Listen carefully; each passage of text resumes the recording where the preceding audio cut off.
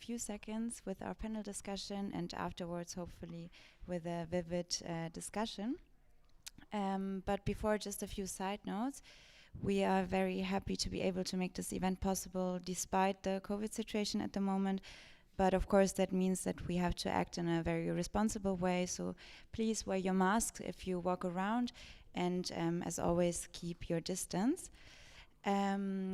Moreover, I already announced it before, there are the little devices for those of you who desire a German translation. I think we have many left, so if you feel insecure, please go for it. Yes, that being said, I would just like to give a few introductory words about Borderline Europe, the association with whom we organized this event tonight, supported by the Heinrich Böll Stiftung. So we are an organization based in Berlin, Palermo, and Lesbos, and our aim is to resist the European migration and border politics. We want to raise awareness about the deadly consequences of this border regime, and therefore, amongst many other things, we organized events like this one today. Our organization has a long background also on the topic of criminalization, as one of our founding members, Captain Stefan Schmidt, was criminalized in 2004 for having saved 37 lives with the Cap Anamur. So ever since, the topic of criminalization has been on our agenda, has been one of our focal points. At the desk in the front, in the entrance, you can find many publications also on this topic.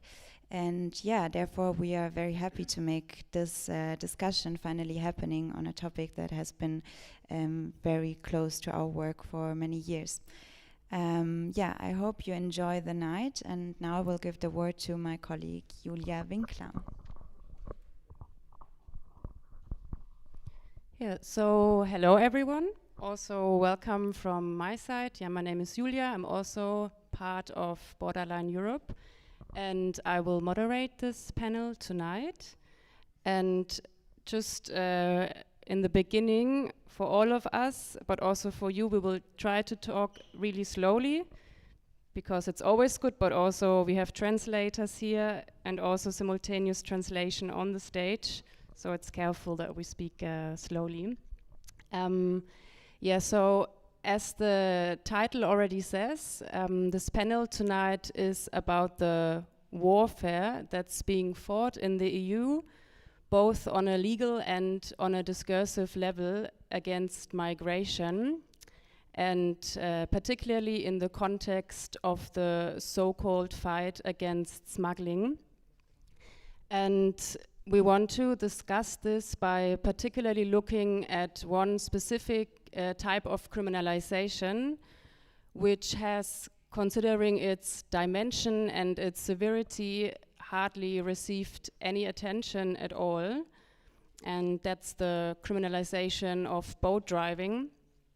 And so while probably everyone here in the room knows Carola Rakete, or also just 2 days ago there was a big trial on Lesbos with activists that got a lot of support, hardly anyone knows about the hundreds and thousands of people that get arrested for smuggling just because they steered the boat.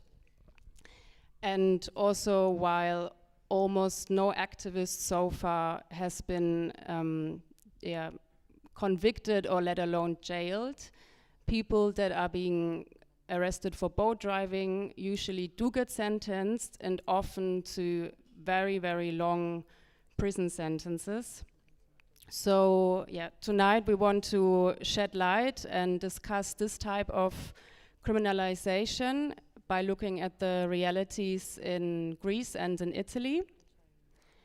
And while it's very important to look at the practical criminalization, the formal criminalization, it's just as important to look at the political narrative and the discourse surrounding it, so the discourse around smuggling. So we also at the end want to ask questions about this and what role the discourse plays in the whole criminalization. And to discuss all of this, I have 4 or 5 experts today here that have expertise on the topic from different angles and areas. So to my left here is Dimitris. He is a lawyer on the Greek island of Samos, and he's part of the human rights legal project there.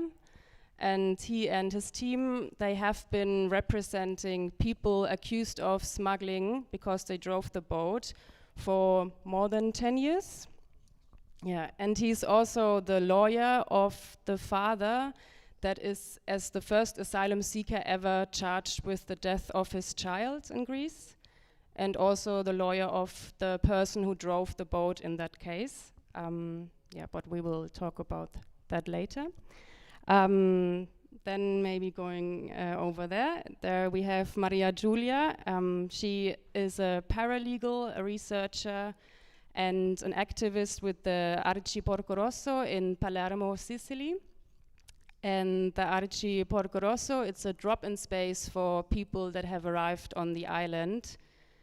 And there they have encountered and assisted many people that have been criminalized for boat driving. And just this year in October, they published an in-depth report on the topic. And next to her is Sara, who also worked on the project. She's also a part of ARCI Porco Rosso and the alarm phone, and will help with translation today. In the middle, there is ERIK. He is an activist with Welcome United here in Brandenburg. He's also a theater coach, organizes intercultural projects, and is the founder of the organization Open Dreams Brandenburg. ERIK was himself arrested and imprisoned for boat driving in Italy in 2017, and he is currently writing a book, but you can also say more about that yourself later. And then last but not least, we have Sascha. He's a paramedic from Potsdam, and he used to be head of mission at the rescue ship EUVENTA until it was seized by the Italian authorities, and they opened a criminal investigation for aiding unauthorized entry or /smuggling. And he and 3 other crew members are now officially charged in Italy. So welcome to all of you, and thanks for joining the discussion today. And before we start with the discussion and dive into it, we want to start the evening by showing you a short video that already introduces one of these many stories of people being criminalized for boat driving. So it's the story of Hassan and N, the so-called Samos tour. But see yourself. So the light aus and video start.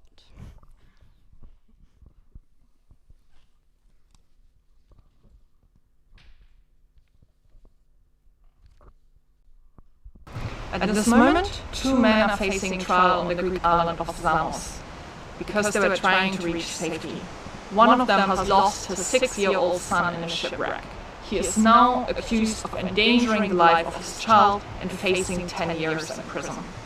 Another one is called Hassan. He was steering the boat and is now accused of smuggling, facing 230 years in jail plus life imprisonment. من پسر خدی سادم دواب غرق شدم امینا مر دستبند مرده دو حالت خراب گرده مرده زندان مر دستبند کرد اگه میگن من به خاطر چی اومدم این تصمیمی راه را اومدم من به خاطر چون جان پسرم در ترکیه در خطر بود به خاطر همون من ولی الان قانون یونان مرا میگه تو مقصر هستی میگه مجرم هستی. This is the first case of criminalizing a family member for the risk that he has to put his children in order to come here and make their application for asylum. In Greece of 2020, when we have the systematically pushback policy, then you put one more obstacle. Even if you arrive, we will criminalize you, we will make you stuck here in the island forever. آمدیم در پلیس تسلیم دادم، روز اول رفتم زندان. بعد از اون کاپیتانم آورده پیش من. کاپیتانی که همونجا بود، اون مقصر نیست. ما فقط این میره خواهش دارم، ما و آدم میخوایم آزاد شدم. حالا حدوداً 10 دقیقه اینا خود قشاقبر قایق رو برد. بعدش دیگه ما نزدیکش بودم دیگه گفت باید به زور گفت قایق تو باید کاپیتانی کنی ببری. دیگه اصلا هم مادرش چون نمیتونست راه بره اونو پشتش بود اومدیم اینا کمک کرد انداخت تو قایق. دیگه قایق خودش روشن کرد. By doing this, we criminalize asylum seekers that they have nothing else to do. The only thing they can do is to drive the boat. ما خب مثلا مهاجریم دیگه، مثلا در وقتی که مهاجر میاد این طرف قاچاقبر خودش نمیاد، به زور شده به هر چی شده مثلا سر خود مسافرها مثلا قایق میاره. همینجور که نزدیک صخره شدیم دیگه ما دیگه کنترل کشتی دست ما نبود، همینجوری ما جاب میزد و بالاخره خوردیم به صخره. قایق همونجا پاره شد، همه ریخت داخل داغ. پلیس آمد 2 ساعت همونجا بود، گشت دور بر ما قدر صدا کم چراغ مینداخت طرف ما ایستاد میشد، ولی داخل آب اصلا هیچ کسی رو کمک نکرد، هیچ کسی رو. این کار رو باید تمام شه. یک تا خواهر دارم که کوچیکه، برادرم که مشکل اعصاب چیزا داره دیگه، باید حتما ما باید پیش اونا باشیم.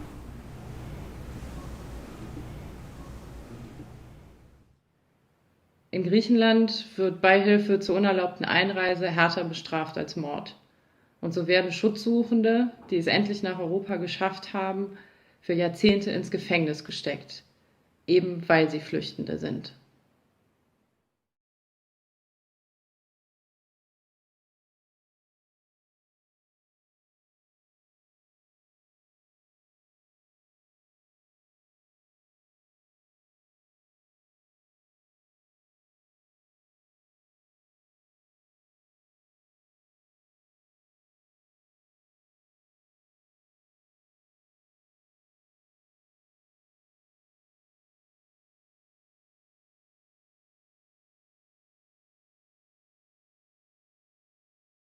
Yeah, this was the short version of the story of N and Hassan, and we won't talk so much about N today, even though his story could probably also fill a whole evening, his kind of criminalization.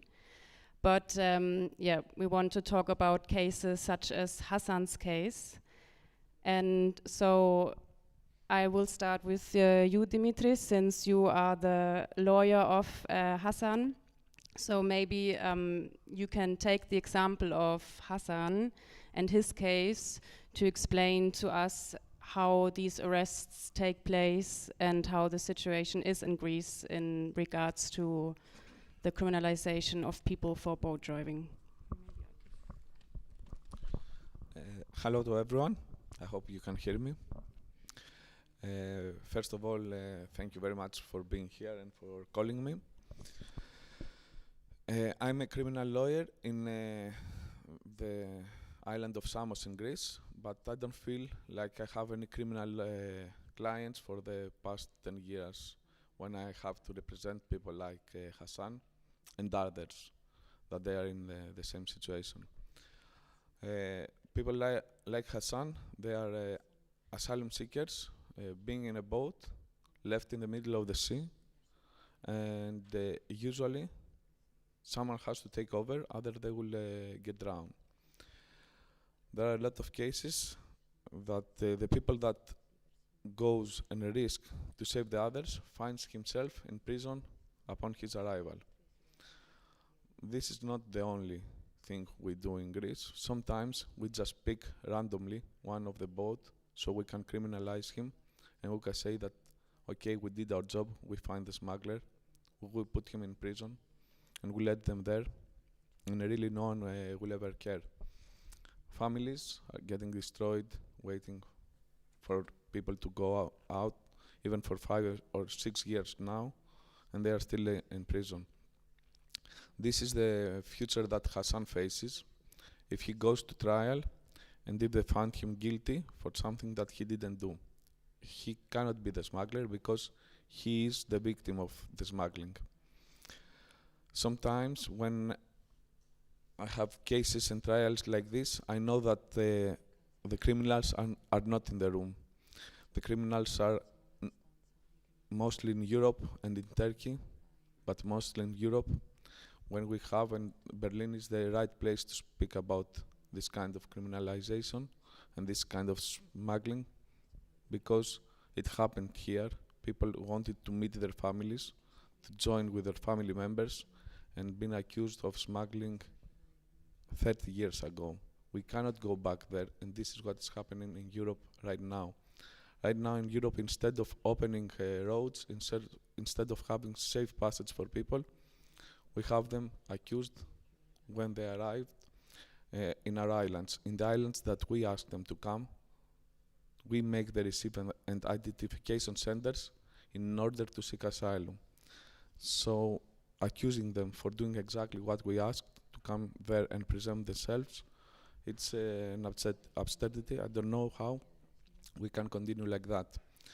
We can say more later, but we have a lot of Hassans right now inside Greek prisons that no one knows about them, no one cares about them, and they have left alone, and raising awareness is the first step, I think. And maybe you can also explain more, like also when people arrive in terms of fair trial, not just that they are being accused of smuggling, but also how do trials take place, and do people have access to legal support, and in terms of evidence, do people get acquitted sometimes?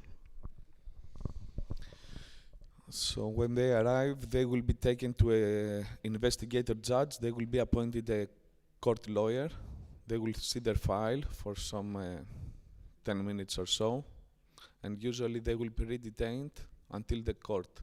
Their court will take place 8 to 12 months later. 8 to 12 months later, and still they will meet their lawyer 5 minutes before the trial, or actually 5 minutes after the trial. They will be inside the courtroom. When they ask them, do you have a lawyer? Of course they will say no, they cannot afford it. And then they will take a file, give it to a lawyer that will be in the room, and they will say you are the lawyer. And the trial will start after 10 minutes. No witnesses, no preparation, no papers to bring to the court to prove their innocence. This is the norma. This is what usually is happening. And of course we cannot speak for a fair trial when sometimes they don't have even a right translator for their case. In the pre-trial investigation, we have heard stories when they write everything and the translator went the next morning just to sign in the paper that he was translating. So what we do is that we don't respect the law. We do it everything legal to appear legal, but it's not. The rights are violated, and the right to a fair trial is violated daily.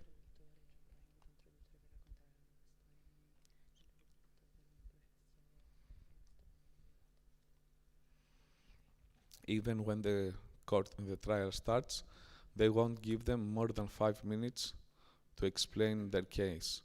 They won't give them the chance to defend themselves. And the verdict is always guilty. In all these years that I'm doing this job, not only me, it's not that I am bad, everyone, we have 2% innocent verdicts in cases that everyone is innocent. We never recognize the situation of the danger of the situation that they were inside when they were forced to drive the boat, and we never give them the chance to seek asylum actually and to be free. They're coming from the boat to the prison for no reason. And then maybe a question about the sentences, because from Greece we hear like sentences like 200 years, 300 years. Could you explain how this is calculated? Like, how do we end up with such crazy sentences? So the law says that in cases like that, you will have 5 or 10 or 15 years, depending from the situation, danger or not, for each person in the boat. So for a boat with 30 people inside, that it's the normal number, 25 to 30, you will calculate 10 years, 25 times, 250 years. Of course, this means 20 years in prison, but still, since, as we will say later, people don't understand what is happening around them, what they hear is the 250 years in prison. You can understand what mental is doing this to them until they understand that they will stay only for 12 years in prison, only. Okay, thank you very much. Maybe we go to ERIK now, because what Dimitris described, you kind of experienced it yourself, not in Greece, but in Italy. So I would ask you to tell us, why did you end up steering the boat, and why or how did they argue to arrest you in Italy? Hello? It's good? Hello?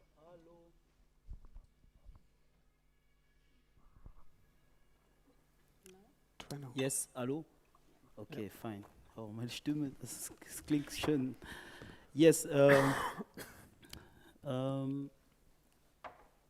for me, for my experience, I first arrived in kind of difficult condition when we arrived. Driving this boat, we was 3 taking charge on this boat, forced by to drive this boat, and some problem happened inside the boat because we had no chance to reach the rescue. That was in the night, around already around 2 a.m. Without our engine could not work anymore. Water was inside the boat, and everyone was afraid. Of course, it's not a place that someone would like to be. In that moment, people don't even realize the risk they are taking, but things happen because we called the number we had, but then this number was not working. So I take the decision to call my own mom, my mama in Cameroon, and say that we have this kind of problem. We don't have a battery, and can you please help us? She was not even realize what was the situation. She was trying to understand, and I said that we will die. So this word pushed her to call Italians. She reached Italian that was open-armed, who called us back, and they saved us. Then in the big ship, people was carrying me, they was happy. So the police asked what happened, and they said, this guy helped us. And then it was directly in prison, without judgment, without knowing what was happening. 3 years of my life that I spent it in Libya was terrible, and now I think I'm in Europe, where I'm feeling comfortable. Hallelujah, Europe, and I am directly in jail with other people that I found there, 5 other people who were sharing this room with me. And those people, some have already 5 years, some 7 years, and without knowing until when. So the first thing that you have first is that how long you're gonna stay here, and what happened, what you do. I wanted to go into court. I was even asking how I will do, but you don't have access to the people. I spent around of 3 months there, and I went outside 2 times, for example, just going in the zone 2 times. So the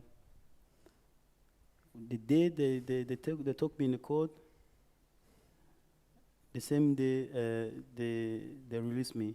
Like, they just gave me freedom, but they give me an sanction again. They said that I have to leave Italian. So this kind of situation, you don't talk to the lawyer, you don't know how to defend yourself, you don't know what's your right even. And I can say that I had luck because I have an evidence, something that I showed to them. I have connect to my Facebook account to show one picture that the condition where I was and the risk, what I was facing. They should kill me if I will not drive this boat. And also for save my life, and for me it was the last option for me to drive. So basically you saved the lives of the others. They celebrated you for that, and that was the reason for Italian police to say, okay, this is the guy, we will arrest him and Yes. put you in prison without any information. They just arrest me after taking my first shower. I was taking shower, just like dreaming, of course we arrive. And when I get out, people just come to me, celebrating me, to thank me. And after some minute later, I saw like 6 police who come to me and just with the hand cross, and they took me with them, even they did not tell me what exactly it was for. And I spent this time in the prison without talking with the lawyer, without having any. Even the day that I was in the court, I could not really understand with my translator. We could not understand each other because she was speaking kind of French that I did not get. Even sometime in the court, I even asked her to repeat again, please, again, just to show how much it was difficult or hard to understand her. But as I said already, that I had lucky, and the experience of those guys, for example, after 6 years prison, they was deported into Nigeria, for example, the 2 I know, and one after 7 years spending there, he just applied for deportation because he was tired. And I'm free, I have freedom, but the judge said you're gonna go with the police and the police will tell you what to do. With the police, they just make me sign some paper that I could not understand, and they said, this paper means you have to leave Italy in 7 days. If we arrest you, you will go back in prison or we will deport you. So. Okay, so you spent only a few months compared to some other people being sentenced for years, and I mean, of course, already this is very traumatizing, and also especially without being given any information. But then maybe going from your case to now you, Maria Giulia, because you looked at many other cases in Italy, like ERIK, and you did like all this research in the past month, documenting and researching cases. So maybe also after you heard what Dimitri said about Greece, you can explain to us how it's being done in Italy. So on which grounds are people arrested, and how do trials take place? Like, what did you find out in your research about the criminalization practice in Italy? Buonasera.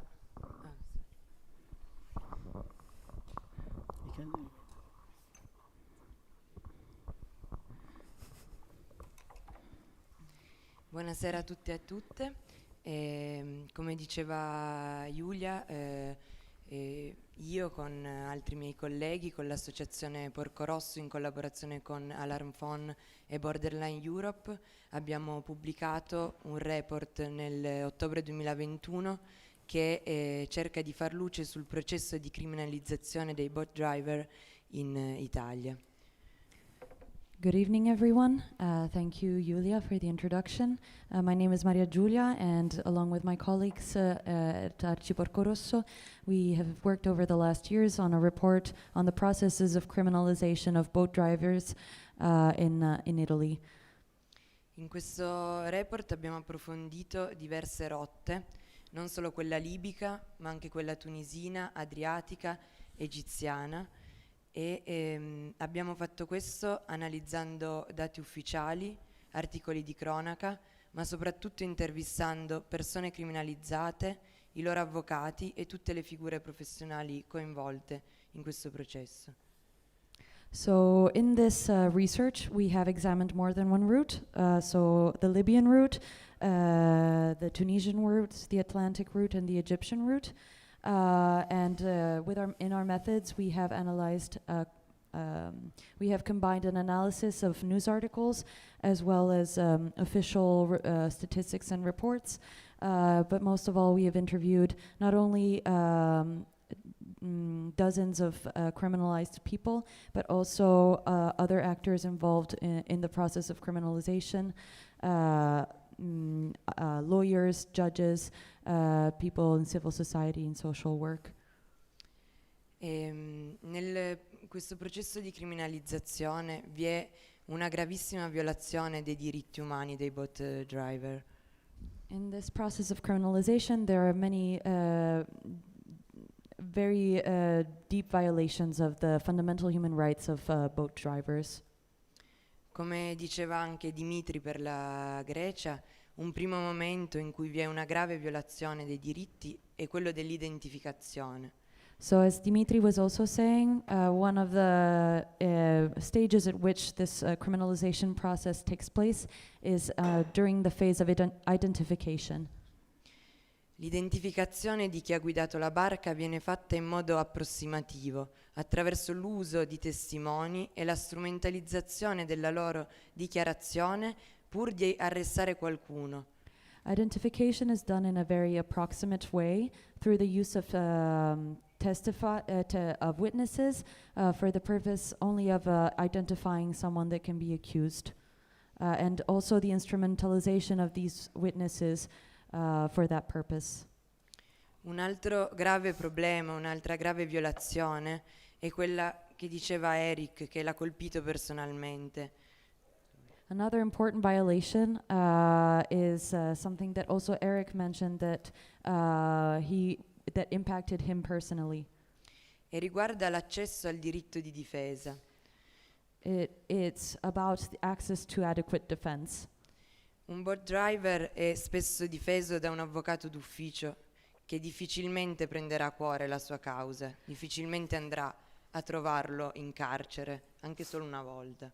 People who are accused of boat driving are assigned a public defender that will it will be difficult for them to take these cases to heart and even to visit them and have an interaction with them in prison.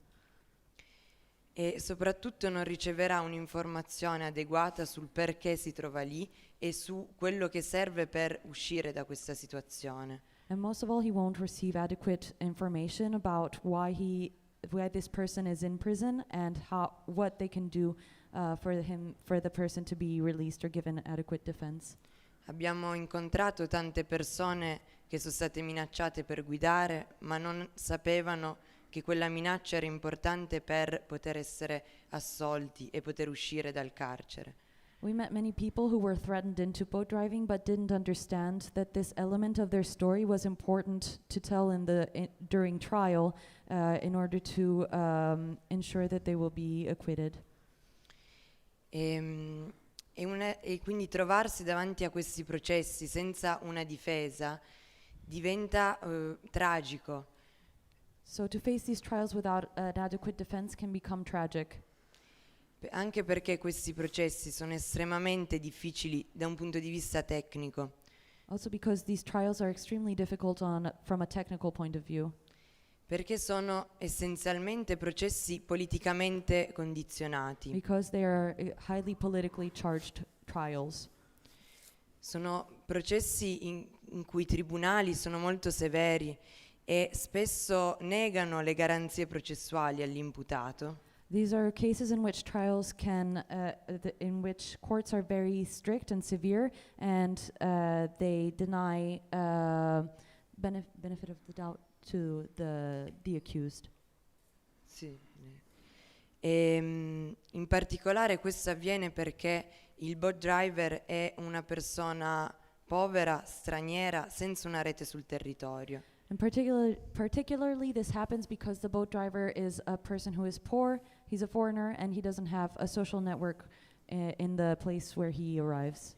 E questi processi si svolgono con la consapevolezza che nessuno porrà l'attenzione sui diritti violati di queste persone. So these trials take place with the understanding, with the assumption that nobody will take interest in these violations that are perpetrated against people who drive boats.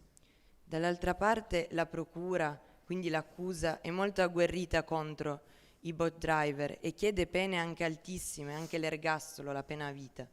On the other side, the prosecution is very aggressive towards the people who are accused of boat driving, and often ask for extremely high sentences in trial, in court.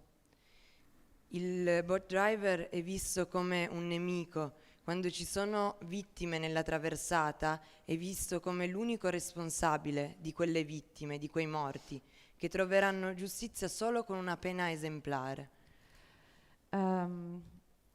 So the boat driver is framed as an enemy. He's framed as the person who is responsible if someone dies for the death of these people, and a person that must be punished with an exemplary sentence. Poche prove e prese in modo non corretto, senza garantire i diritti della persona, sono sufficienti per una condanna. Little evidence that is extracted in illegitimate ways without taking into account the situations and the rights of the person Sono sufficienti per are sufficient for a sentence.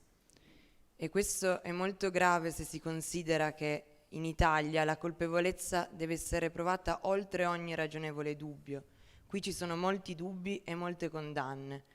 This is very serious if we consider that when someone is sentenced, this should be proven beyond every reasonable doubt. But here we have more than one doubt.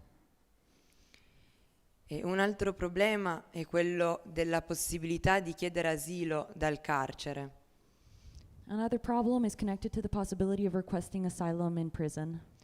Ogni detenuto straniero, per ogni cittadino straniero è fondamentale richiedere asilo per evitare che la fine della pena coincida con l'inizio di una detenzione amministrativa in un CPR. For a foreign prisoner, it can be fundamental to have the opportunity to request asylum from within the prison, because if this person doesn't, there is a high risk that prison detention will transform into administrative detention in a deportation center. Purtroppo però molte carceri non sono attrezzate per ricevere le richieste d'asilo fatte. Unfortunately, though, many prisons do not have the tools and resources to receive asylum requests that are made in prison. E quindi il rischio che un boat driver alla fine della pena, anche se ha richiesto asilo, vada in un centro di detenzione amministrativa è molto elevato. So the risk that a boat driver, after having served their sentence, even though they have tried to request asylum, be taken directly to a deportation center is very high. E quindi emerge una criminalizzazione senza fine. What emerges is an endless criminalization process. Che non si ferma alla contestazione di un reato, all'espiazione di una pena detentiva. It does not end with the accusation of a crime and the fulfillment of a sentence, ma che ha effetti su tutta la vita della persona but criminalizzata. has effects on all the life of the criminalized person. Perché il reato di favoreggiamento è ostativo alla protezione internazionale, oltre che a un altissimo numero di permessi di soggiorno in Italia.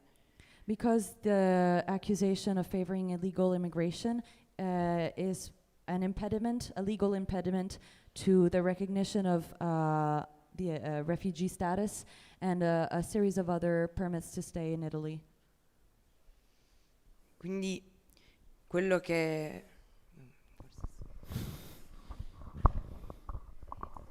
yeah, what I would be interested in is also if you can give us an idea about how many people are we talking about that are in Italian prisons just because of this, and also if you have an idea since when this is happening or for how long this has been going on already.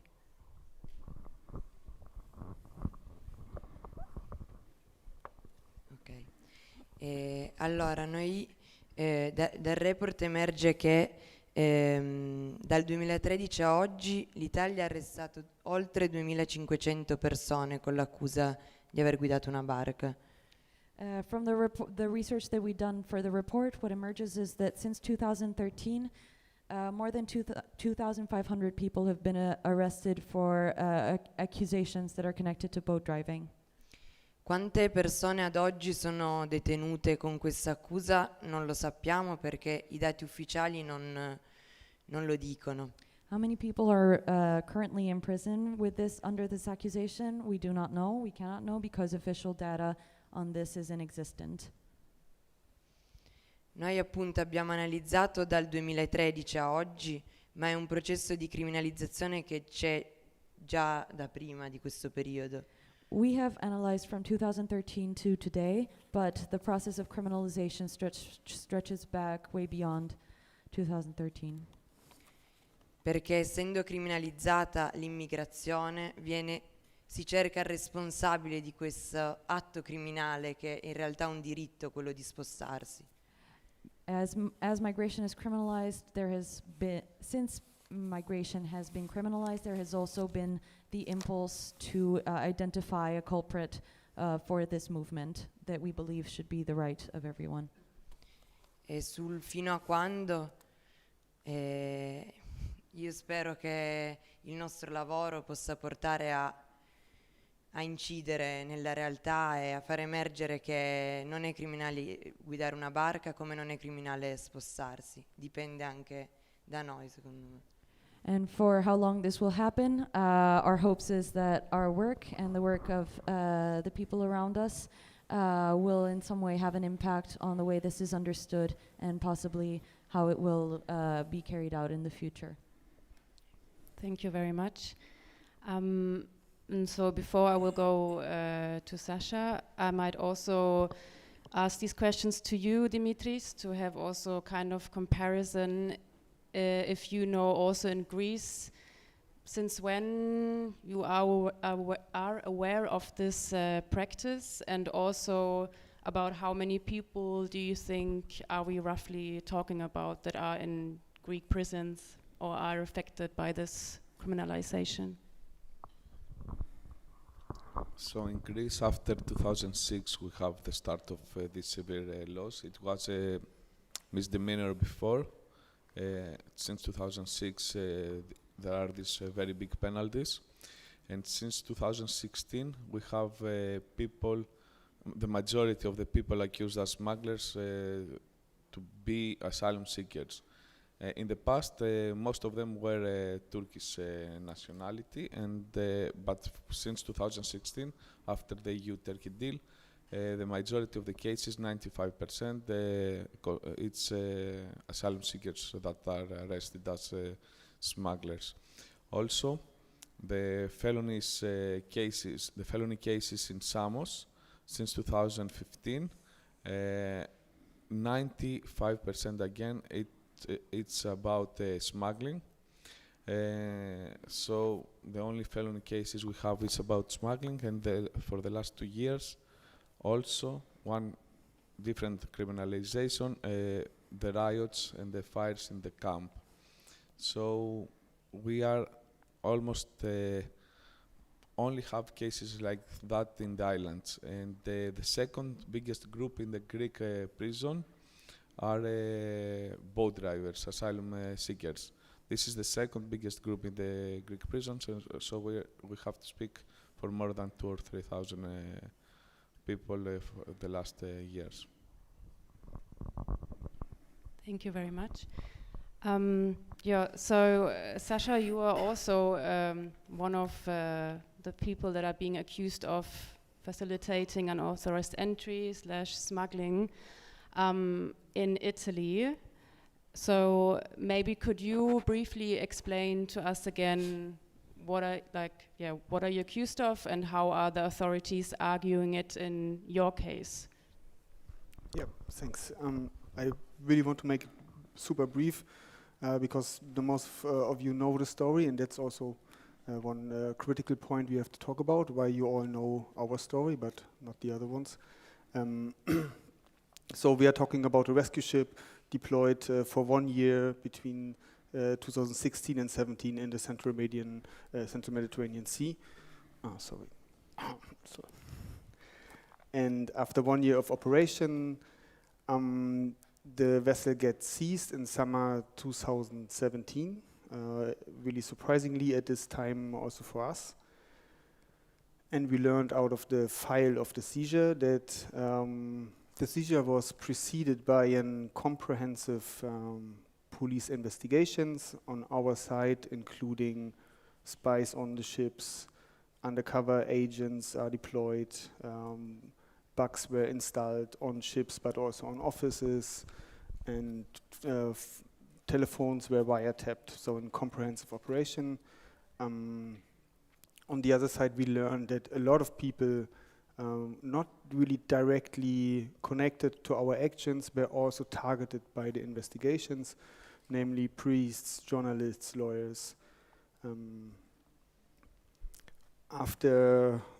So that was in summer 2017. Now this year in spring, the prosecutor office of Trapani officially charged 4 of us, or pressed charges against us, against 4 of the EUVENTA crew, plus 17 other people from MSF, Save the Children, and a shipping company. And the overarching juridical argument is the violation of Article 12, what also Maria Giulia explained very well. It's the aiding and abetting of unauthorized entry. Okay, so it's also the same accusation that the people accused of boat driving are, that you are accused of. So would you say then that your case, apart from the legal fact, is connected to also the criminalization that ERIK experienced and the other people that are being charged with boat driving? And if yes, how? Yes, so I think the most obvious connection is established via the juridical term, so it's violation of Article 12. But in my opinion, the underlying principle is the criminalization of flight and migration itself, in order to restrict freedom of movement and thus the fundamental rights of a certain group of people.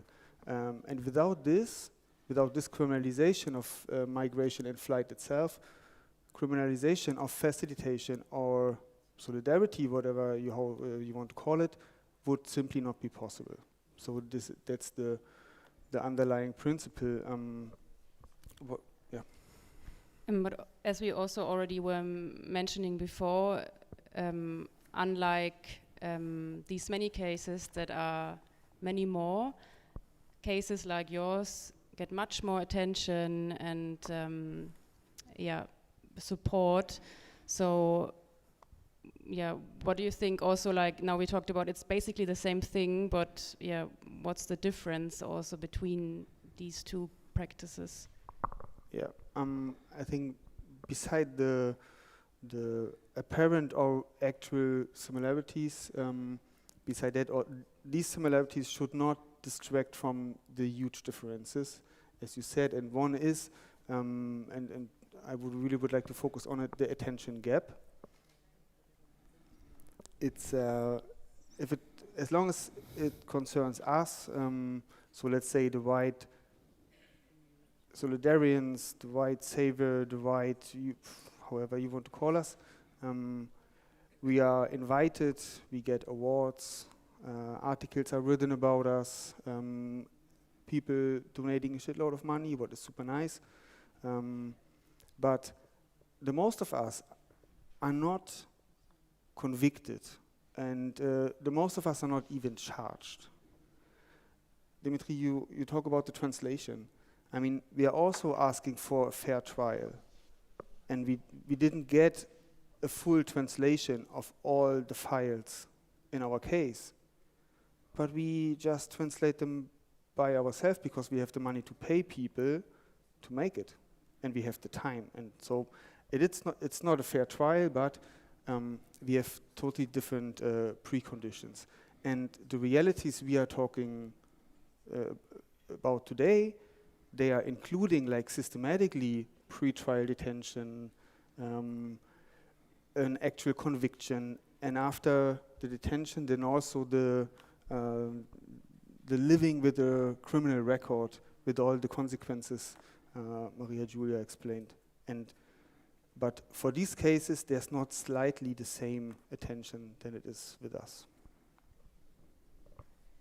Yeah, so like from what you say, I would conclude that also one of the things we need to do, or one step, is to think these cases together and also bring them into a context and fight them together.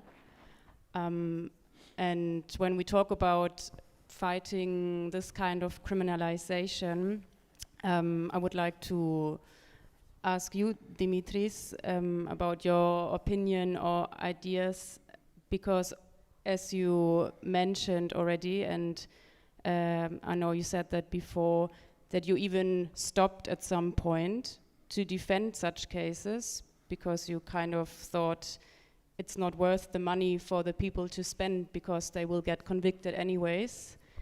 But now you obviously started again.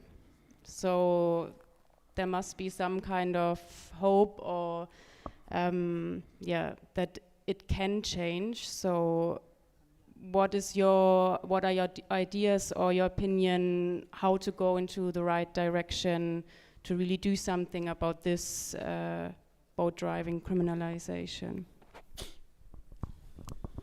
So first of all, something that I wanted to say, in the criminalization of people around this matter, in the files that they use, the spies that they are in the boats, etc., all of us, we are getting criminalized. They say fancy terms like having encrypting conversation through applications with encrypted, they mean WhatsApp. They mean the WhatsApp that they also use. But putting it like that, here the people hears it, and they say, oh my God, they have encrypted connections. Just to point that out, because it's very funny how they create this file to seem like something very big without being. Anyway, so yes, we've stopped at one point because it was really sad to see these families destroyed after the conviction of their family member, to support them, to pay these huge court fees, and still knowing that there is not much you can do. For the last 2 years, already in Samos, we managed to stop the pre-detention for the asylum seekers with some advocacy with the judges there and with some try that we try and we did it there. But also we find support also from you, so we don't need to have these huge fees from the people, but from solidarity. I think this will be also the road for the future. Solidarity, awareness, make them visible. The case that we have in Lesbos 2 days ago was visible for everyone around Europe, and we were sure that they will have a fair trial, as fair as it can be. So we need to make also these cases visible. We need to give them names. They are not boat drivers, They are not some asylum seekers. They are Jassim, they are Hassan, they are people with names, with families, and we need to point this out to the people and eventually to the politicians that they make the policies that criminalize these people. They think that they will make an example if one people goes to prison, but they don't understand that 24 of them are arriving safely in a boat of 25. So the example is the 24 and not the one. We just punish them to feel better. We just punish them to make people in the islands feel better that we are doing our job, but we are not really looking for the people that are actually responsible for the situation. Yeah, either way. I think I finished. We need to make them.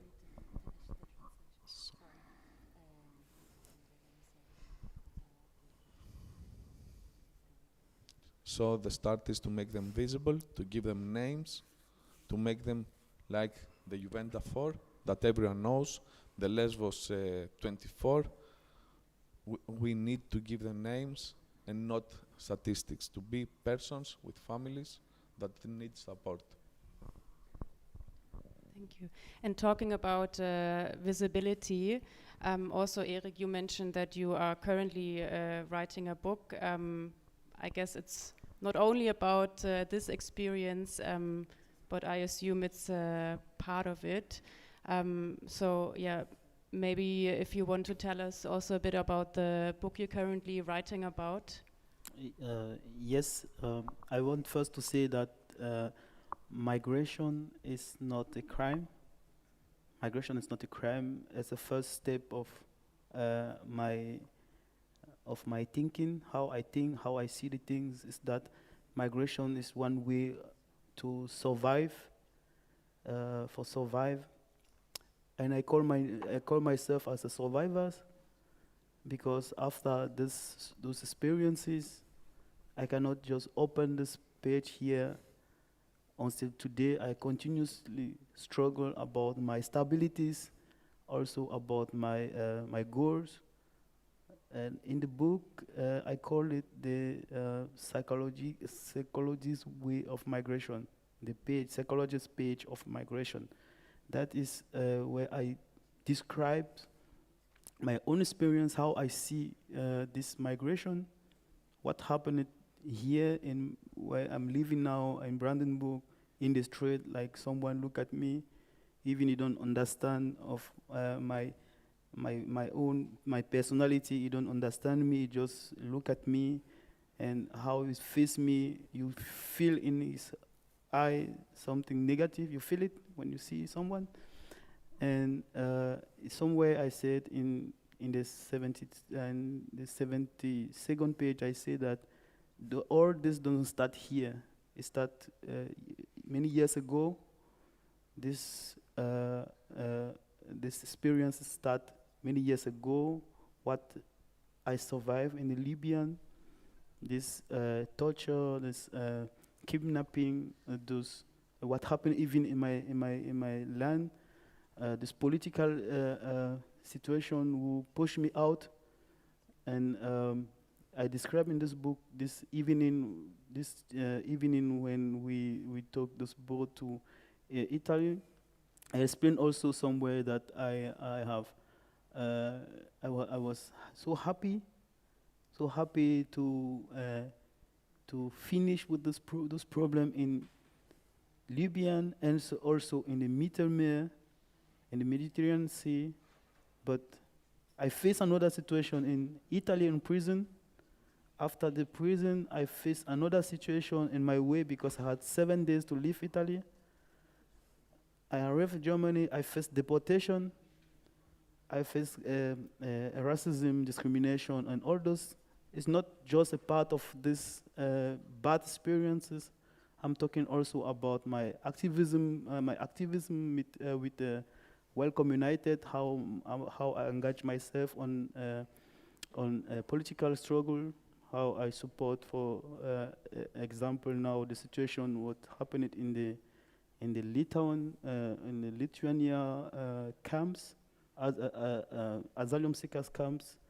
how many 300 women are closing somewhere without possibility contact a lawyer or a doctor. They are just packing there in kind of prison. So I describe different part of my own experience, but I take also some friends I know experience on it. It's not clear now. I'm still writing. I started to write a lot of things. I do not know what I do. I just write, and I think before April 2022, it will be clear, and maybe we will get some example of this book somewhere. I will make it open, and I create with friends of mine an association or an organization in Brandenburg. They call Open Dream Brandenburg e.V., and we are also in the same direction, how to support the people who had these experiences, how much their dream just go away. They lost their dream, and they had a dream, and in their own way of this dream, they lost it, and they are here facing psychologist problems or asylum situations was not in favor to them. So that's me. That is this my thing, my way, or my how I see this the next year with this book, and all this project will come out soon. Okay, great. I'm looking forward to the book. And so, yeah, maybe also to summarize, so what you said, one important thing is to have financial resources for people to have a legal defense, so to make it not about this. Then also visibility, writing it down, sharing it, the stories with people, giving visibility to this whole practice. And also a part to which I would like to come now is also the language and the narrative around this whole smuggling practice. Because now we've talked a lot about how these smuggling accusations are being applied in practice and formally, and much of the argument against this criminalization is how it is being wrongly applied and how it is being instrumentalized in order to deter people from arriving, in order also to deter people from helping. But that it's actually not true, and that the people, neither the people who drove the boat nor the activists, are actually smugglers. Which brings me to the question, what is so bad about this smuggler and this whole smuggler image? And maybe I give this question first to Maria Giulia, because I know that in your research and the cases that you documented, it wasn't just refugees, but also people who did it for money. And maybe you can share a bit about your reflections on that, and how you included this in your political work.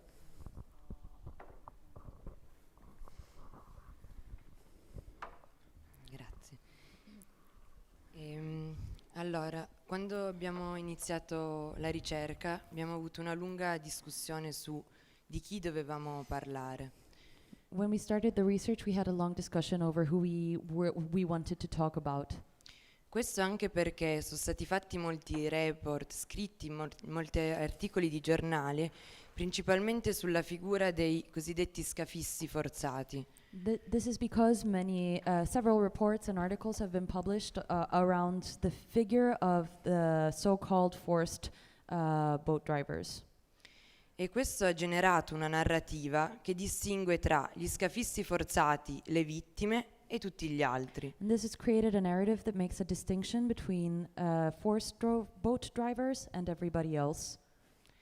Questo pensiamo perché con gli scafisti forzati, persone minacciate per aver guidato, si genera un sentimento di solidarietà immediata. We believe that it's because in cases of people who have been forced to drive, it is much easier to elicit a sense of immediate and direct solidarity. Le altre persone, alcune le vedono quelle persone pagate o che lo fanno anche come lavoro, alcuni li vedono come i veri scafisti, quelli sfruttatori. For the people, for example, who have been paid for boat driving or that do this almost as a job, they are very easily framed as the bad guys or the exploiters. Ma altri li vedono in parte come vittime, ma generalmente non sono oggetto di interesse, di solidarietà. Others can see them as partially victims, but in general they're not often identified for solidarity efforts. Però ci sono anche loro in questo fenomeno di criminalizzazione, anche i loro diritti sono violati.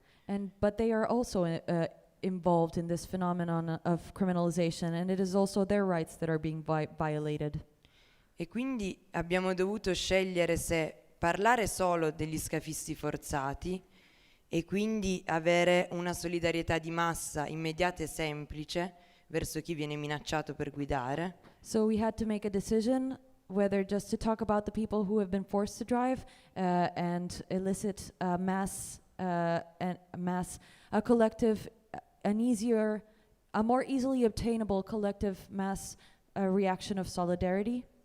Oppure mostrare una complessità, spezzare questa distinzione tra forzati, vittime e altri e invece evidenziare ciò che non li distingue. So, or to bring a more complex picture of this and to break this focus that is being placed only on the people who are being forced, and bring into the attention the commonalities that all of these people have in this system. Riteniamo necessario cambiare la narrativa dello smuggler e prendere le distanze da una concezione comune secondo cui lo smuggler, il boat driver, fa qualcosa di negativo e condannabile. We think we should take distance over the narrative that is now commonly accepted around the figure of the smuggler, in that the smuggler is often conceived as someone who is doing something that is condemnable in itself. E a volte bisogna andare a ricercare il motivo per cui ha fatto questo per giustificarlo, se è forzato, se deve richiedere asilo. And so in this situation we have to go find the reason behind the boat driving in order to justify it. So justifying the person who has driven the boat as being forced to do it. Noi riteniamo al contrario che non ci sia niente di condannabile nel guidare, nel portare in salvo le persone. We, on the other hand, don't see any reason to condemn a person for driving a boat and bringing people to safety. E questo a prescindere dal motivo che ha spinto a guidare. This is independent of the reason behind the situation by which these people have driven the boat. Ciò che è sbagliato è una legge che criminalizza chiunque aiuti una persona a spostarsi solo per il fatto che non ha un permesso di soggiorno. What is the problem here is a law that criminalizes a person for helping another to move in a situation where this person is legally not allowed to. Quindi abbiamo scelto di metterci dalla parte di tutti i capitani, di tutte le persone che guidano una barca. So we have decided to side with all the captains and all the people who find themselves driving the boat. Cercando di mostrare una complessità. We try to depict the complexity. Una realtà varia e non binaria. A varied and not binary reality. E che anche se non creerà una solidarietà di massa, può creare quella solidarietà che è necessaria per chiunque si approccia al fenomeno e la smette di guardare verso chi si può essere più o meno solidali, ma guardi al vero problema che è la legge, un sistema che criminalizza. Although these concepts are complex and it's harder to elicit solidarity by bringing in this complexity, we believe it is fundamental in order to be able to frame this our solidarity efforts in the most inclusive and non-judgmental way.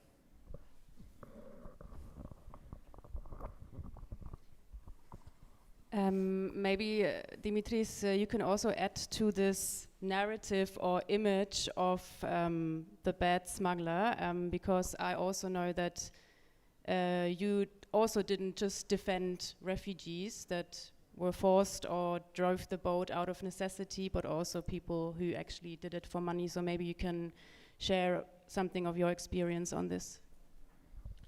Yes, it's actually very complex. It's very difficult to feel solidarity for someone that take money to do this, but actually he provided the service that he was asked to do. We are not talking about someone that went and take people from their villages to smuggle them in Europe. We are talking for someone that was been asked to drive someone to safety, and he did it. And as we all do, he did it for money. When we work, we did it for money.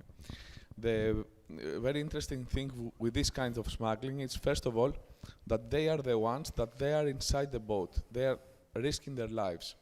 I have represented cases like that, usually from Turkish, Kurdish, Turkish people, very poor, that was their way of making a living. But they were there next to the refugees. If something happens to the boat, they are going under with the boat. When we stopped that, after the EU-Turkey deal, I believe this is when it stopped, they decide, the real smugglers, the one that it's been described in all the cases where you can find them, in which store in Turkey, that no one ever investigate these people, not the boat drivers, but the people that actually take this big money for all of them. They have the guns, they are cooperating with governments. We never investigate those because we have the scapegoats, the boat driver.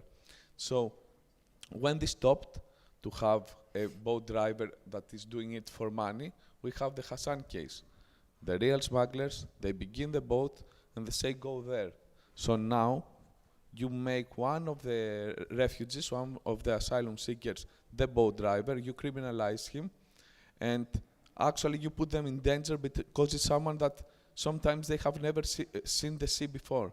We have Afghan boat drivers that it was the first time that they were seeing how sea is like, and they had to drive a boat.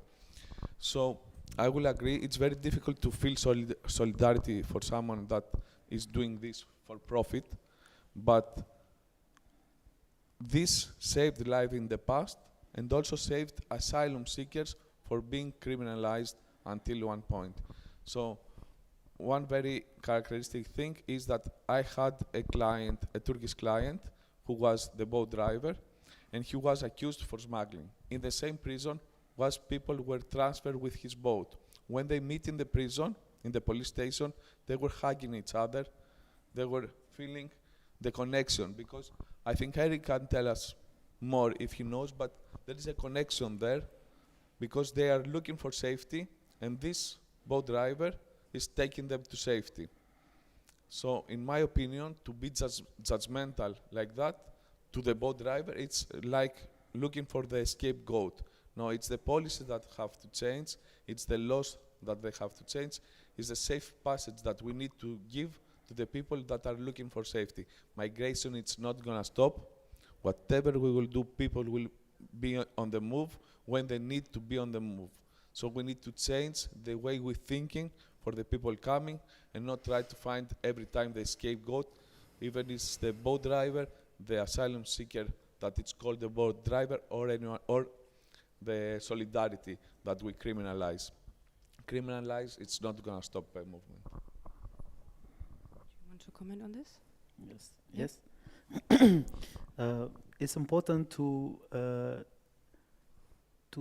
think about what happened before, and there they don't give chance to the people who are for the boat drivers to explain themselves. If I return back in the past in Libya, for example, where I used to come, and there you will see somewhere in the seaside more than 1,000 people. 1,000 people who don't expect of something better. They are just like in bad condition, and I have seen people who denounce themselves as a boat driver who brought people into the water. It is something difficult to put in the balance.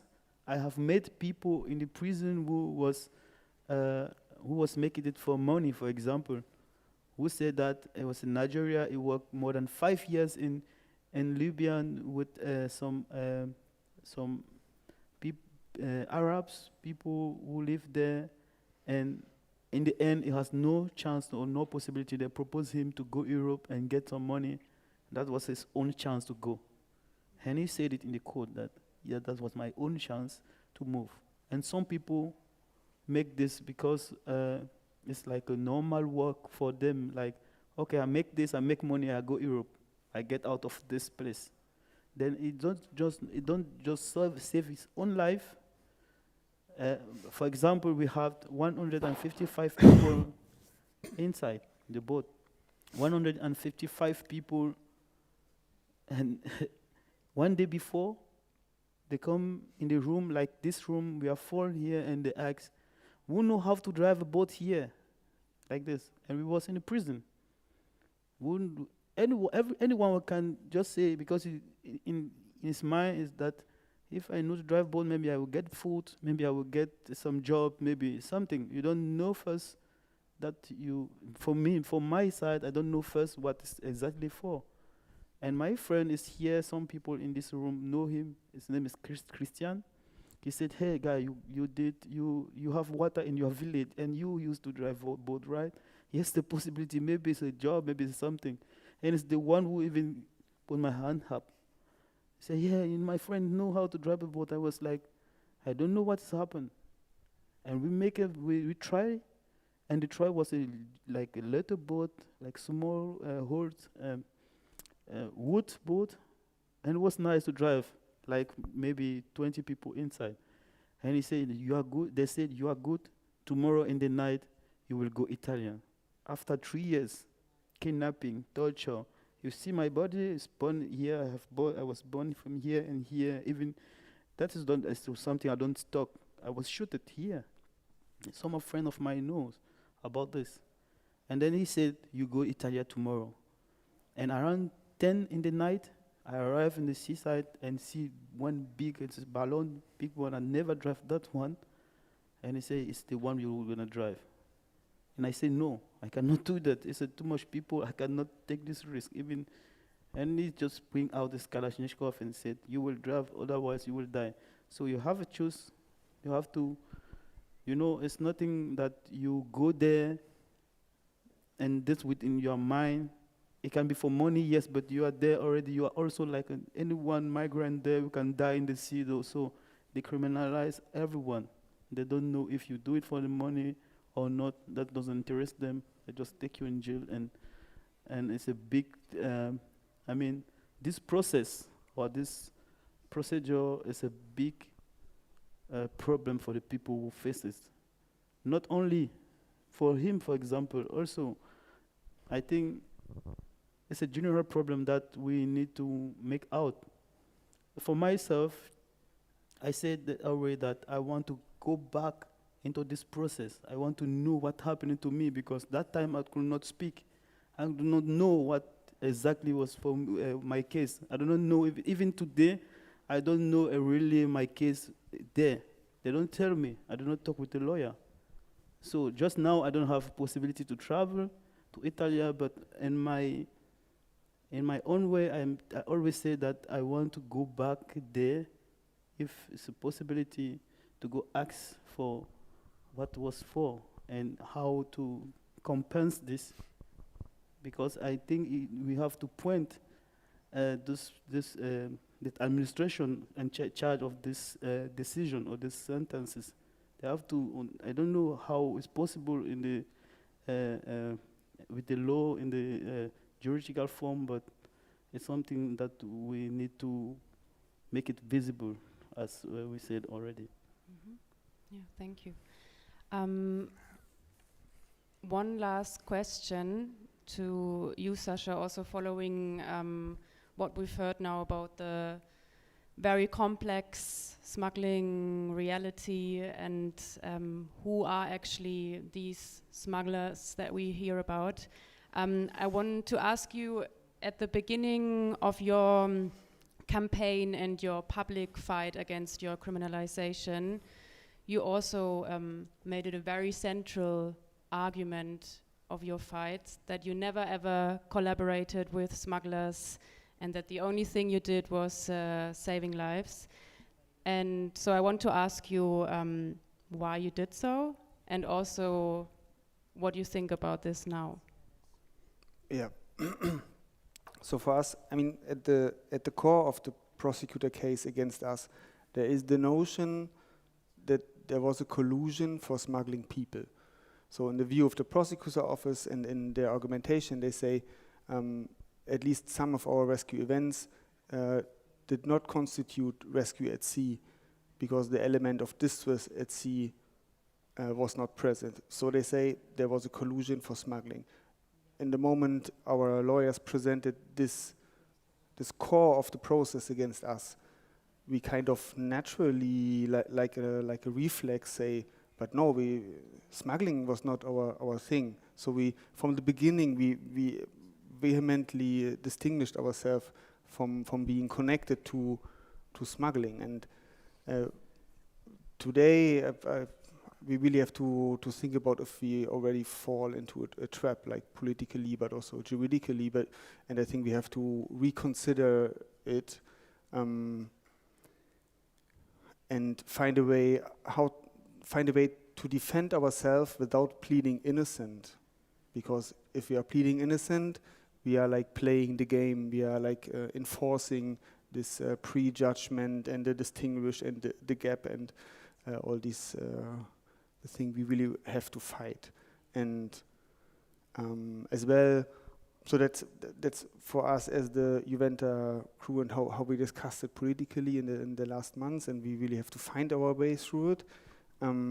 But generally speaking, I think we as the white privileged Europeans, we have to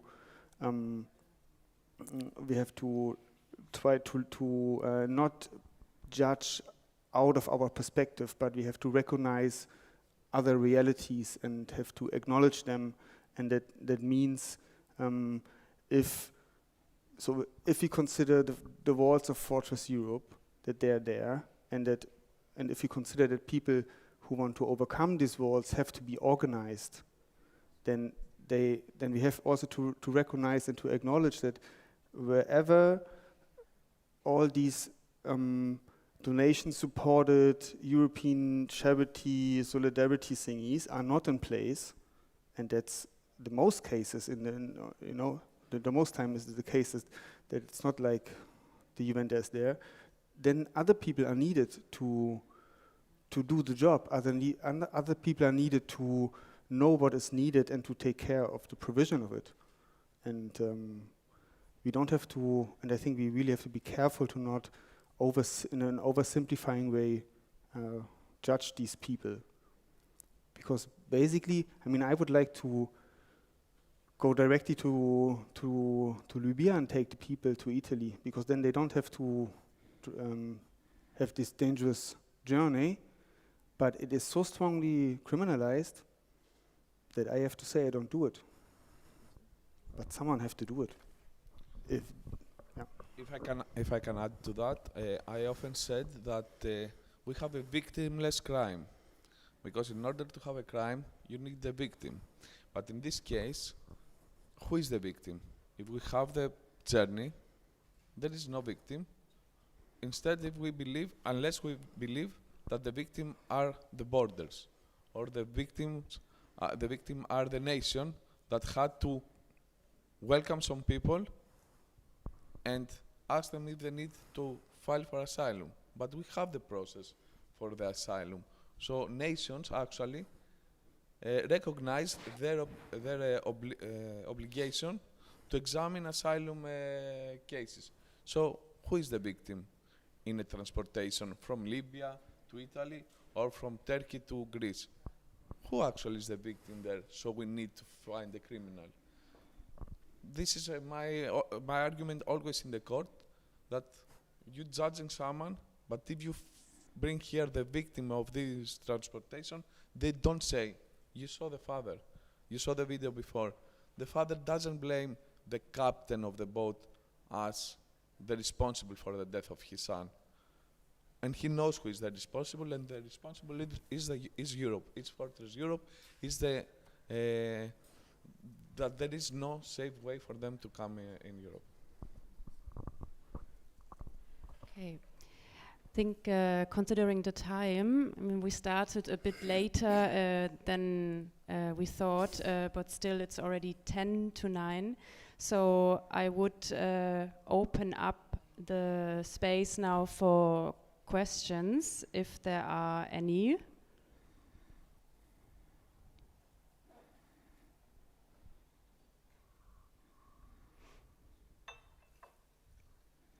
If not, it's also not a problem. I have another one. Okay. So there's no one that I don't see or anything, right? Okay. Then I might ask another question, because from what you just said right now, who is the victim and who do we have to protect? I'm also wondering, apart from the fact that maybe the bad smuggler is not always how we imagine this person to be, also if it's kind of a way to distract attention, because it's very curious that EU authorities always care about the well-being of people on the move when it's about a smuggler. So maybe just in the Greece context, just a few weeks ago, the Minister of Migration, after shipwreck, he was publicly stating that that's the fault of the smuggler, and if we want to put an end to the dying in the sea and on the flight, we have to put an end to the smuggling business. And yeah, so I was wondering what all of you think about when you hear such a statement. Also now we have it in the Belarusian, Polish context, you know, people that are being smuggled from Poland to Germany. Politicians say, oh, they are being put in trucks, like we have to put an end to this smuggler business because it's risking lives. Yeah, so I was wondering, when you hear these statements of politicians, what is your reaction? What are your thoughts on that?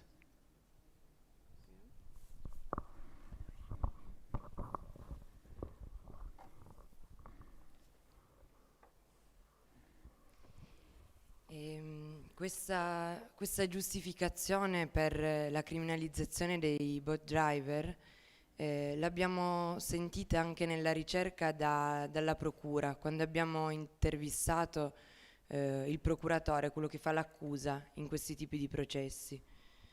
This type of narrative that criminalizes boat drivers, among others, is something that we've also heard during our research is being formulated by the prosecutor in the cases, the prosecution.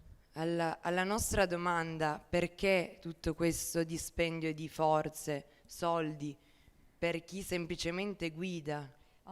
Answering our question, why all these resources, why all this money is being invested in investigations over the person who has driven the boat? Questo pubblico ministero che ha accusato tante persone di questo reato. This prosecutor that has been accusing many people of this quote-unquote crime Ha detto, per le persone che viaggiano dobbiamo tutelare i loro diritti perché devono viaggiare in sicurezza. For the prosecutor answered that this is for the people who are making this journey, that we have to protect their rights to travel in safety.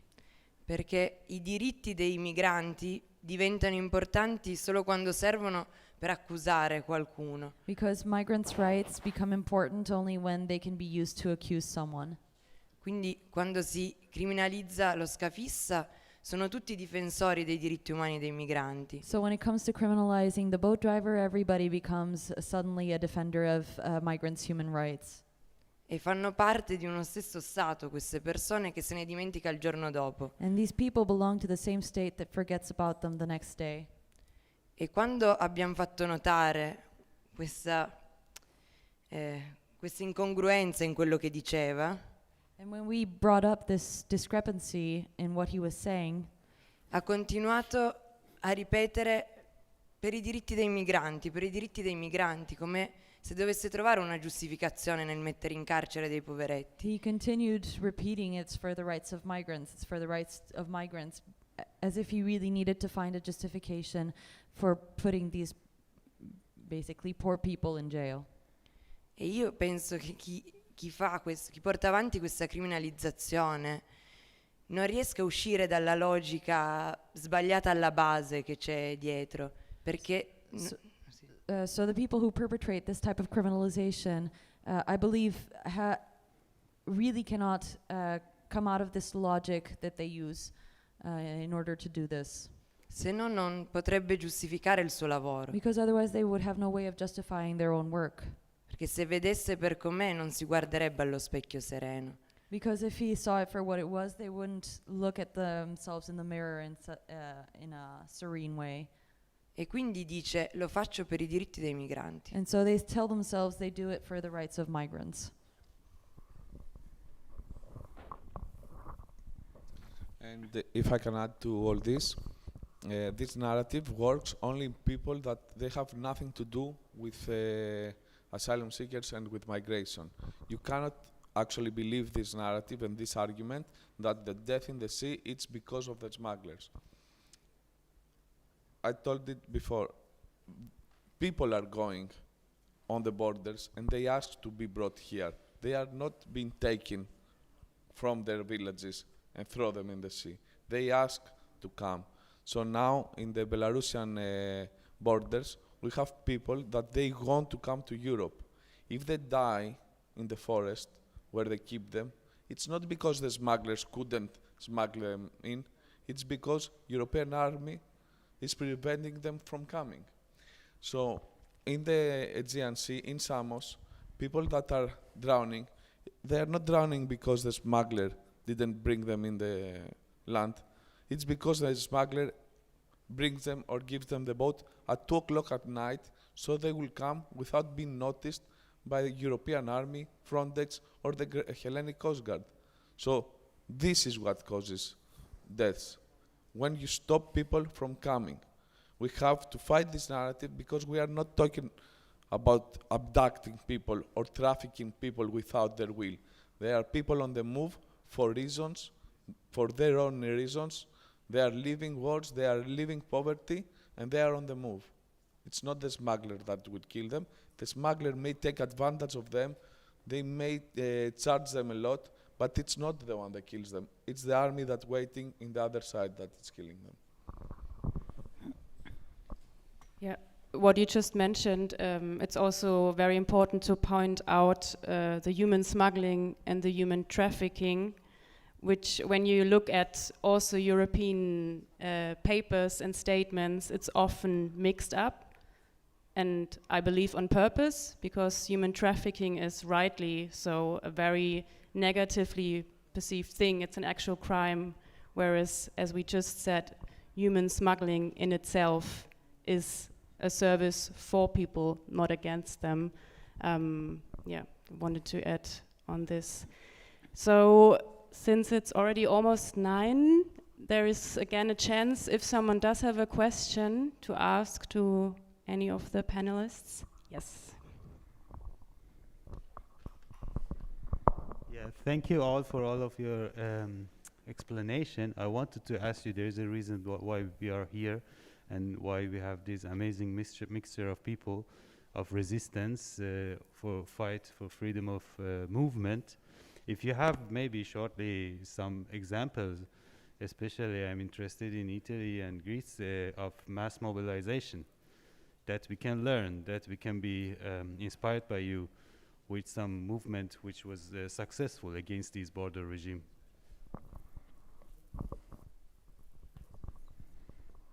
So this was addressed to the people from Italy or Greece. If there is any positive example to mobilize there against this kind of criminalization. I don't know if there is. I think it's starting now. I think it's the time to start, because every year it's getting more fierce and more severe what's happening. The criminalization is expanding to anyone, and since now it's starting to affecting white people, it's the time to open the discussion for all the others that were not visible all these years. But we're not going to have a successful movement in this direction as long as this far-right wing narrative is prevailing right now in all over Europe. So we need to change the narrative, we need to change the policies in order to have the chance, the movements on the border to actually help and stop this criminalization.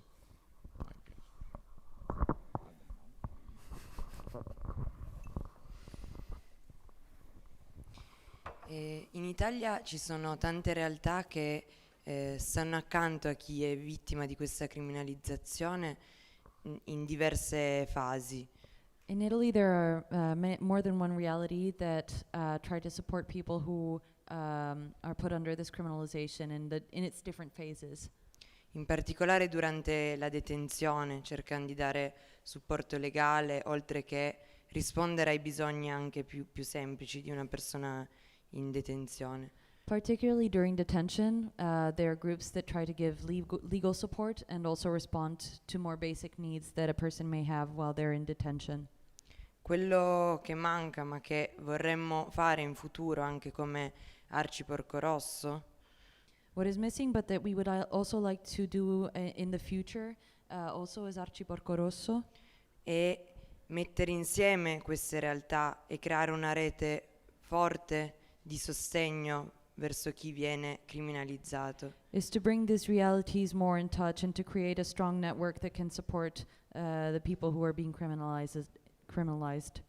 Oltre che continuare a denunciare le pratiche illegali di questo processo di criminalizzazione. As well as continuing to denounce the illegal practices that are being conducted to the damage of the people who are being criminalized in this process.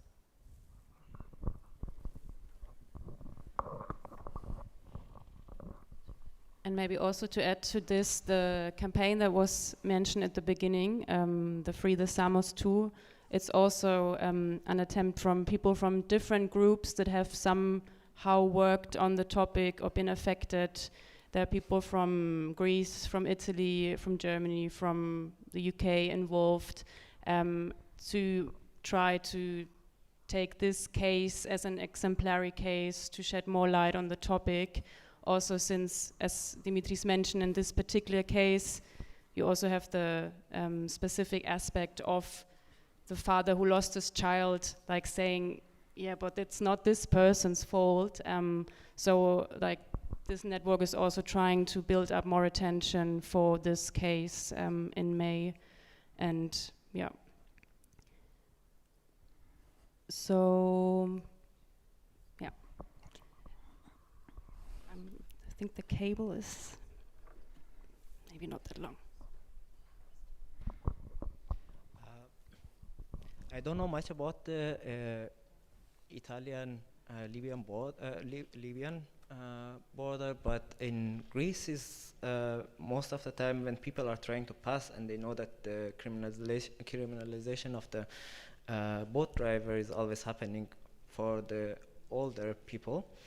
They mostly use minors to take the boat to the other side. And I don't know, my question is mostly that how aggressive is the Greek government or Italian government in this sense against the minors, and and the second thing was that in some of the cases that I was involved with as well, or somehow, there was the case that the Coast Guard gave the offer to some of the people that we will give you a document or we will give you like some kind of bribes that you tell us that which person was behind the role and who to criminalize that person. Is that also possible to do something against this, or is it because that it's part of the kind of not police and part of the military, there is nothing to do anything against the Coast Guard? Okay, so the first question was about how minors are affected if they are steering the boat, and the second one, what to do against Coast Guard actually giving documents for giving false testimonies. So the first thing about the minors has a very good treatment. So they are never pre-detained, and they are never be convicted in jail sentences. But we have to not to forget that the system is always smarter. So when we saw, not we, Greece, that the minors were the drivers, suddenly we stopped accusing the minors, and we will pick someone else that was not a minor, because we saw at one point for 6 months in a row the person was a minor, and we couldn't criminalize actually someone. Still, if you don't be present in your court, even if you are a minor, you can end up in prison. And it happened to one of the cases that we have his appeal next year, that he wasn't notified properly for his case, so the court was in his absence, and he actually found himself in prison. So there is a chance, even as a minor, to end up in prison, but it's very rare, and it has to do with a lot of other things that has to happen, so not to be too on your court. This is the one about the minors. At one point we stopped having minors and we choose someone else as a driver. It's so easy. The second thing is that these testimonies from the asylum seekers, usually they use two testimonies from people in the boat showing someone else. I don't know the promises they make, but on paper everything seems legitimate. So you don't have any proof that something happened or a promise was given. You just have someone recognize someone else. The fact that the person that is recognizing the other is still wet from the sea, has no idea about his rights, doesn't have a proper translation, it doesn't show in the paper. In paper, everything seems very legal. Whenever we have the chance to prosecute, to make a lawsuit against the Hellenic Coast Guard, there is a possibility, or the Greek police, there is a possibility, and we do it. In the case of Hassan and Nen, the father has filed a complaint, has filed a lawsuit against the Hellenic Coast Guard for not arriving on time, for actually arriving on time and not providing the assistance they should provide. So there is the possibility to actually go against the Hellenic Coast Guard, but as I told you in the start, everything seems legit. Everything in paper seems very okay, so you cannot prove something in the future.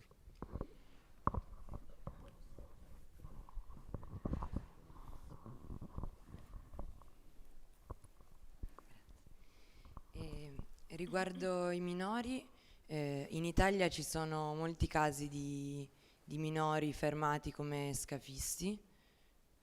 Regarding minors, in Italy there is many cases of minors that are accused of boat driving. In particolare a Catania, ce ne in sono Catania. tanti. There are many. Il sistema penale minorile è più favorevole per i minori e anche in Italia è molto difficile che vadano in carcere, ed è un carcere diverso. The criminal law for minors is very different and it favors minors. So also in Italy it's more difficult that these minors end up in prison. Il problema è nel riconoscere come minori le persone fermate. The problem is recognizing the people who are stopped and accused as minors. Tanti minori sono stati giudicati come adulti. Many minors have been judged as adults. Perché non avevano documenti che provassero la propria età. Because they didn't have documents with them that were proof of their age. Non avevano un avvocato che insistesse sull'accertamento della loro età. They didn't have a lawyer that would insist on certifying their age. E quindi sono stati, anche se minori, processati come adulti. And so even though they were minors, they were trialed as adults. E quando hanno provato a dire ma io ero minore, And when they tried to say that they were minors, molto spesso il tribunale non ha fatto passi indietro. very often the court didn't take a step back. E dopo che erano passati anni, accertare l'età era diventato impossibile. And after years had passed, to a certain age had become impossible. Quindi c'è una forte tendenza a non riconoscere come minori i minori, per non farli andare in quel sistema più carino, diciamo. So there's a strong tendency of not recognizing minors as such in order to not allow them into this softer system. E invece per i permessi di soggiorno promessi ai testimoni, in Italia c'è un tipo di permesso di soggiorno per motivi di giustizia. So regarding the permits to stay that are promised to witnesses, in Italy there is a specific type of permit to stay that is for reason of justice. Che viene dato quando accusi qualcuno di qualcosa e sei utile a un processo penale. That is given when you are accusing someone of something and you become useful in a criminal trial. E questo permesso viene dato ai testimoni che accusano gli scafisti. This permit to stay is given to witnesses that accuse boat drivers. È molto spesso promesso per fargli dire qualcosa. And it is often promised to bring them to say something. Gli viene detto: se mi indichi chi ha guidato, tu puoi rimanere. So they are told, if you show me who drove the boat, you can stay. E questo soprattutto con persone che vengono dal Marocco, da stati che difficilmente riusciranno a rimanere tramite una richiesta d'asilo. And this is often said to people who are, for example, from Morocco or other countries for which it would be difficult in Italy to obtain asylum. E quindi ci si chiede su che attendibilità possa avere una dichiarazione con un interesse dietro. So an inevitable question here is, how attendable is a declaration that behind it has such a strong conflict of interest? Ma non penso sia quello che interessi a chi sta cercando un colpevole. But we don't think that this is what is of interest to a person, to a system who is looking for the culprit. If I may add one small thing, I remembered we had cases like that they weren't accepted as minors, even though they say that they are minors. So they were in pre-detention. They asked papers from Afghanistan, very difficult to find, and we fight for a medical examination. And after the medical examination proved that he was a minor, he was released from pre-detention. We have 2 cases like that. And this shows exactly what is the problem with not having a lawyer and not having a good representation from the start of your case. So we have the same thing, saying no, you're not a minor, but there is a way, if you have the support, to prove that you are a minor, so you will have this thing. And also, we don't need them in the court. That's why we don't give them this asylum in order to come and testify. Our courts, as you have seen in the reports, they just read the first paper when they arrived. Yes, he said that you drove, so you drove. We don't need them in the court, so we don't give them something in order to come to the court. Okay, thank you very much for also this important information.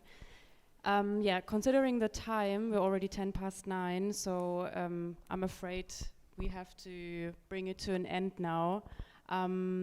So I'm saying a big thank you to all of you to come here, to join this evening and to try to start to bring more attention to this really like criminalization happening on such a large scale. And I want to point out for everyone who's interested, on the table before you go out, there is both the report that's been published by Porco Rosso on the situation in Italy, where you find everything that Maria Giulia and Sara explained in much more detail and all the aspects that we couldn't talk about today. And also there is also a report on the situation in Greece that is also analyzing 40 plus cases and showing how the trials work, how the arrests work. So you can also find that there. And yeah, so one also step is to, for example, follow the Samos 2 campaign, and also in this network we will try to shed more attention on individual cases. As you said, they are people with families, give them names, yeah, give them visibility and try to make a difference. And yeah, that's everything, I guess, for today. Thanks a lot for translating, Sarah. And also thanks a lot to the translators into German. And thanks for being here.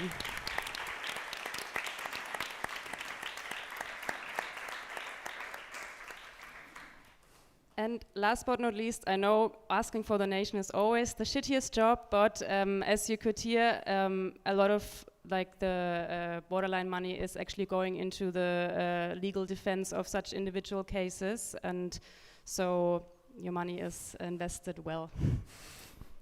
Have a nice evening.